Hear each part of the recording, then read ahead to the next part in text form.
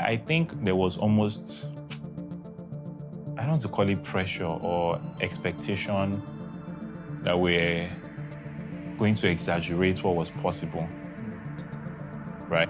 So again, between 2020 to 2022, the zero interest, rate period when, after Paystack exited and there was a lot of money started coming in and people were, I think people were expecting you to show them a deck that we're going to do $100 million revenue.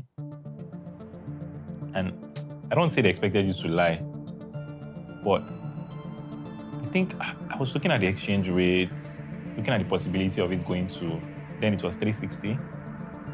If this thing goes to 1,000, what will happen, right? $5 million now, that's 500 million Naira, or 360 million Naira will be 1 billion.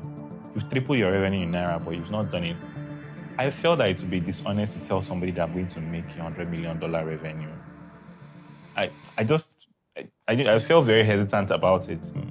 And so it felt like I was dreaming small. Or it felt almost like I wasn't ambitious enough. Meanwhile, I've considered myself a very ambitious person. But there was a level of exaggeration that I really tried, but I just couldn't do it.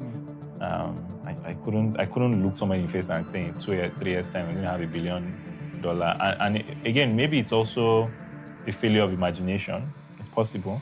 Maybe I was dreaming too small. I can concede to that. And maybe it's also the business model of what we're doing. Maybe it didn't provide a sufficient enough whatever to achieve the kind of numbers a lot of people. So a lot of people we spoke to, they didn't find the business exciting enough to want to put money behind. This was like 2019, 2020. Okay.